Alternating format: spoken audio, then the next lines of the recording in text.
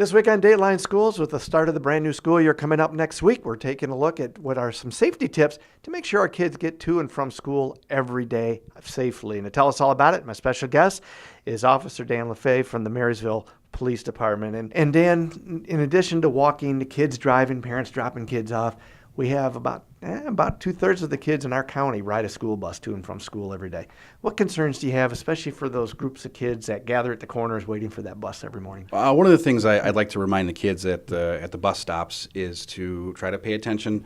It's not playtime. It's you got to be careful. Being close to those curbs and accidents happen. Sometimes people might trip and fall or end up out in the street.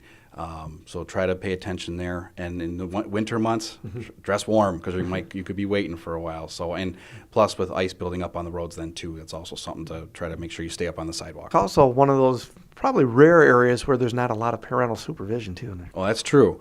A lot of bus stops I usually see an adult, and it seems like my guess is that they rotate out of there. But for the most part, yeah, sometimes there's not some parental supervision, so that's the best time to kind of act a little bit more grown up, pay attention, and not mess around too much in that area. I know for us drivers, have a seat coming across a yellow school bus is like, oh no, I'm going to be late for work because they're stopping and starting and all that kind of stuff. What advice do you have for motorists, especially when they see a yellow bus? Well, for starters, don't panic when you see a school bus. I mean, a majority of the time, those school buses will pull over to the side of the road at some point and let traffic pass.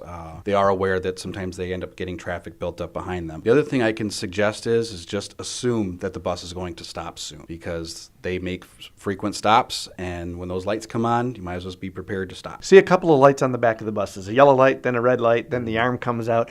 Can you just explain that for us? Yeah, obviously if you see yellow lights, be prepared to stop because you're not going to have much time to get stopped. Obviously the red lights and the stop sign mean you have to stop for the school bus. My suggestion would be is to try to stay as far back away from the school bus as you can if you think it's going to stop. Bus drivers are extra eyes for you guys too. Do you get a lot of complaints from bus drivers that motorists are going around them or tailgating or those kind of things? Yeah, the bus drivers are quite vigilant.